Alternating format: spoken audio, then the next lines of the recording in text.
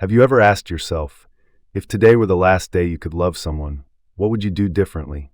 We always think we have time. Tomorrow, next week, next year. But the truth is, time promises nothing to anyone. My name is Sawyer Blake. I used to believe that death was a closed door, a cold, silent, and final ending. As a paramedic, I had witnessed countless lives fade away right in my hands. I had performed CPR on hearts that would never beat again. I had stared into the wide, final gaze of those slipping out of life's grasp. And every time it happened, I clung tighter to my belief: death is the end. No heaven, no light, no miracles, only the end. I lived that way for nearly 20 years, a life of science, logic, and hard evidence. No room for vague notions of faith. No room for anything beyond the veil. Until one day, a day that should have been as ordinary as any other. A routine emergency call. A road slick with ice and snow. One moment of lost traction, and a massive truck barreled toward me. I remember screaming, not out of fear, but out of disbelief. Disbelief that in a single heartbeat, everything could end. You might think death comes like a thunderclap. It doesn't. It comes like a sigh, as light as a falling petal, silent yet utterly unstoppable. I felt myself drifting, not toward a bright light, like so many stories tell, but drifting into a void, empty, formless, weightless. A void, thicker than darkness itself. Have you ever felt the weight of silence? When every sound of the world, the traffic, the laughter, the howling wind, suddenly vanishes. And there's only you and a single question: is this the end? But death wasn't the end I had once believed it to be. Because from the deepest part of that darkness, something began, calling to me. A sound beyond words. A thread of light, as thin and delicate as a strand of silver. It appeared from a point so far away, yet strong enough to pull me out of the invisible abyss. You know something? We may forget the light, but the light never forgets us. I don't know how long I drifted. There was no clock, no time, only longing. Some deep part of me longed for that light, like a lost child finding their way back to an old, forgotten home. And as I moved closer, I felt the first miracle. Death was not an ending. It was a doorway, a new beginning. But you know what? What was waiting for me on the other side of that light? It wasn't just peace. It wasn't just answers. It was the truth about the life I had lived, about the people I had loved, and about the wounds I never even knew I had caused. I thought death would set me free, but I never expected that the most painful part would be facing my own life. That day, everything started like any other ordinary day. Emergency calls are pouring in, sirens screaming through the cold morning fog. Hurried footsteps raced down the gray-white halls of the hospital.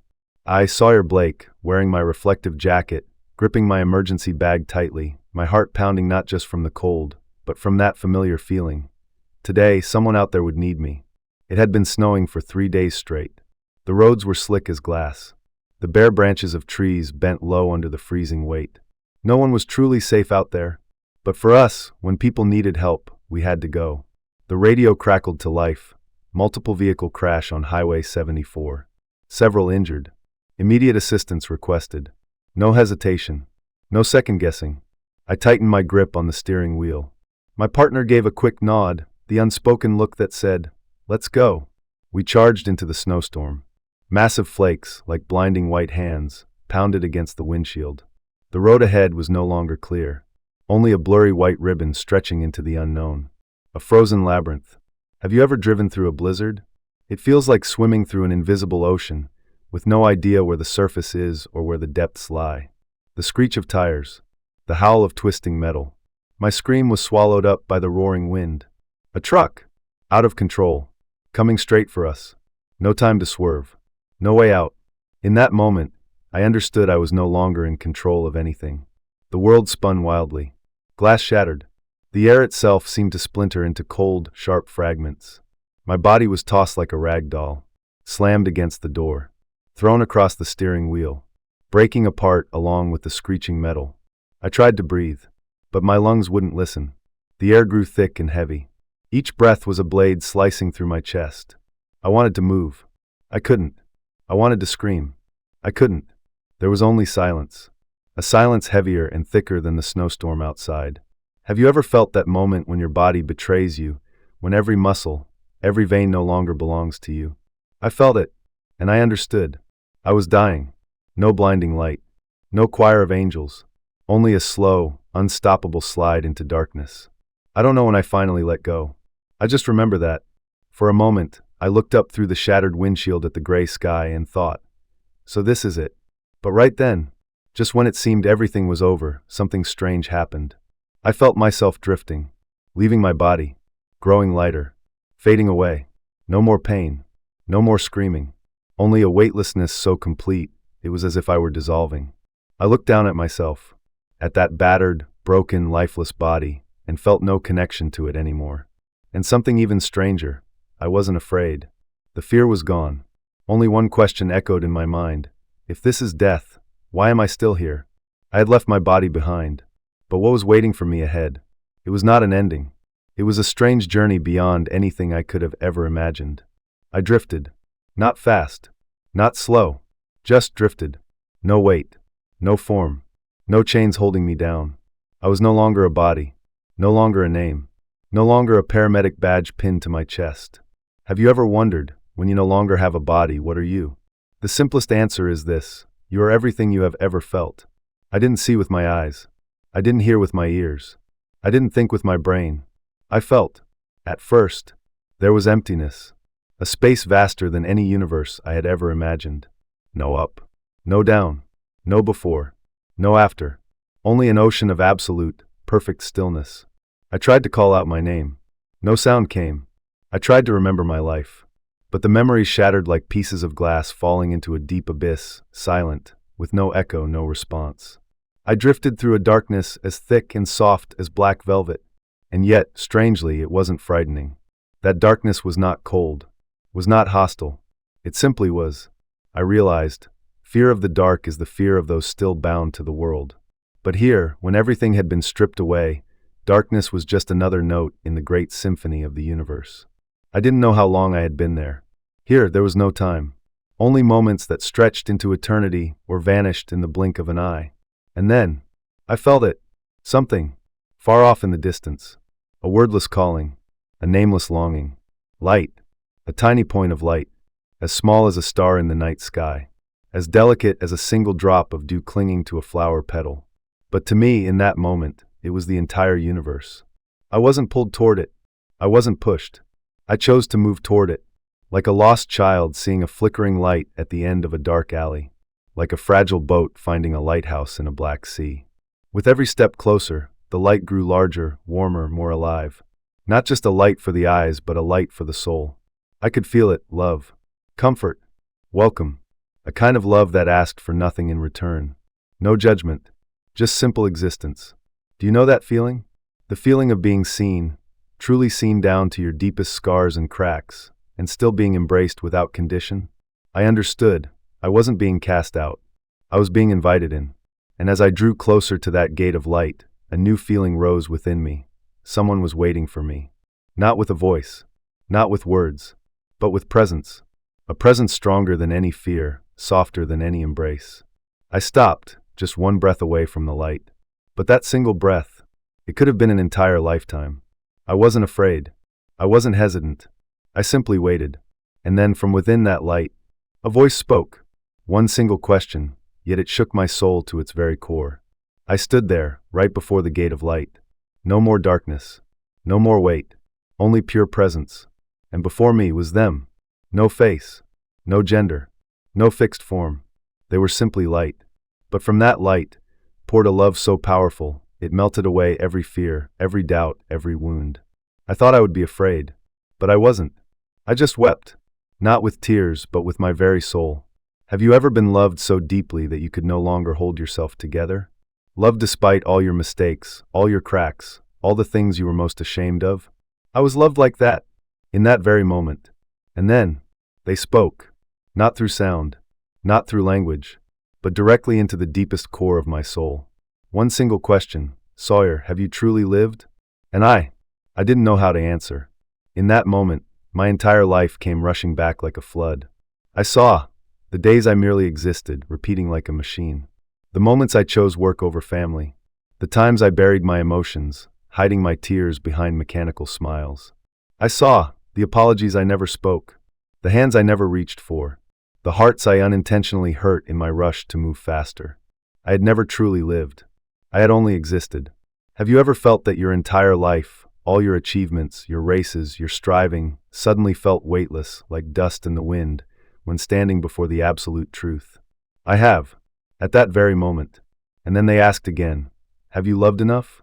I looked into my own heart, and I saw so much fear, so much calculation, so many conditions, but very little true love. No one condemned me. No one judged me. There was only that light, that love, and that truth that were inviting me to face myself.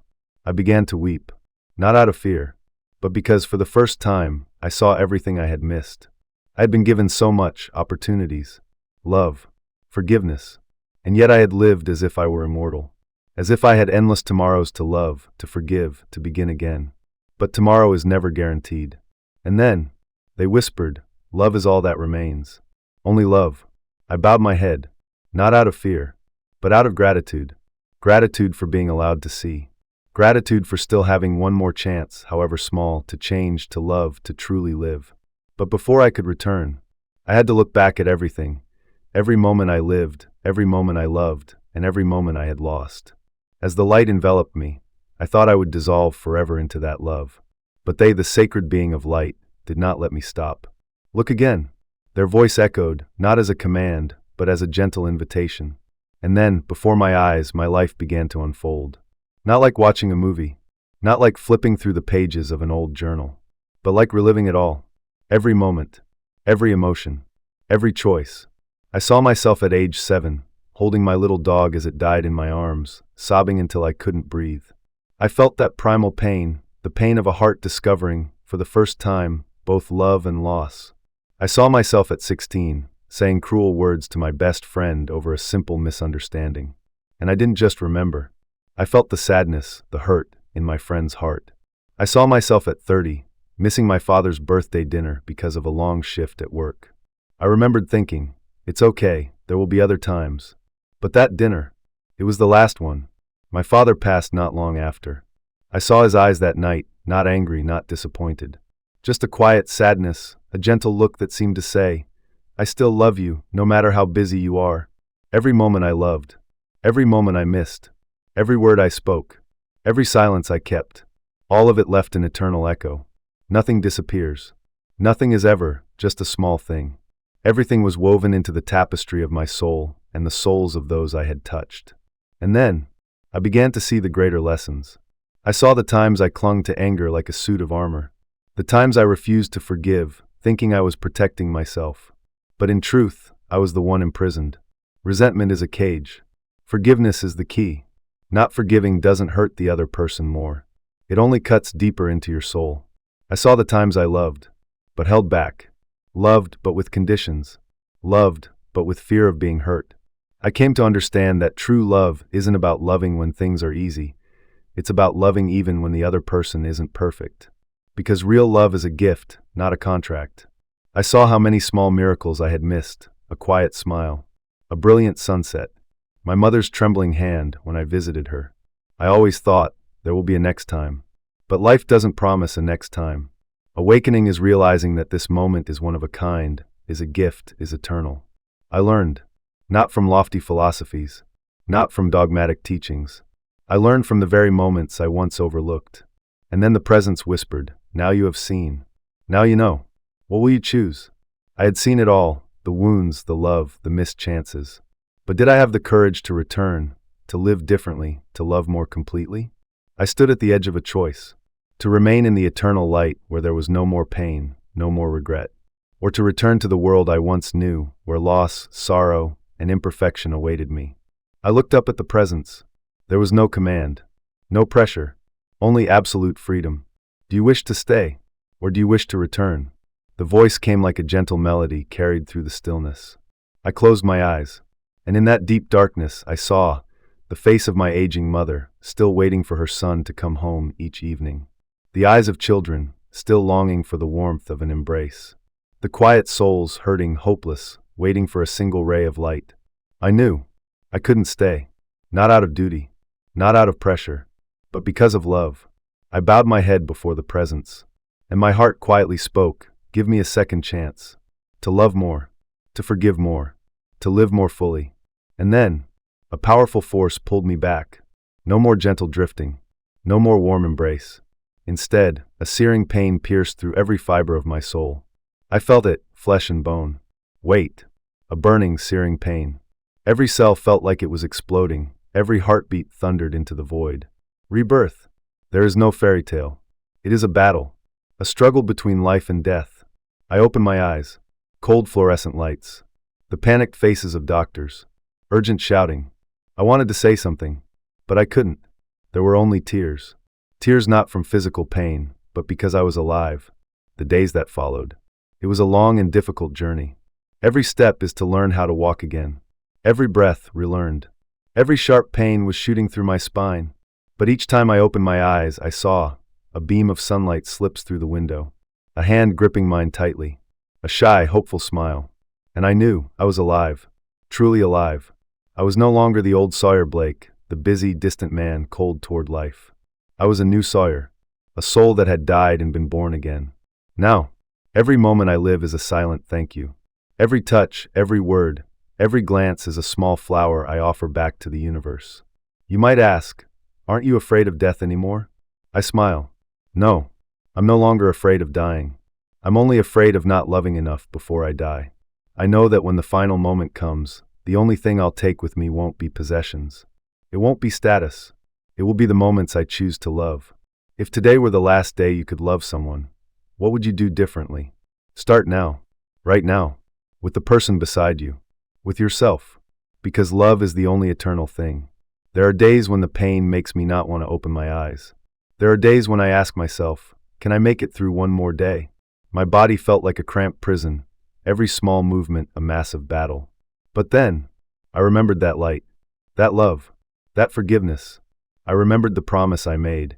If I were given the chance to return, I wouldn't waste a single breath. If you're lying in a hospital bed, if you're fighting through each day with silent, persistent pain, if you're feeling alone, exhausted, I want to tell you this.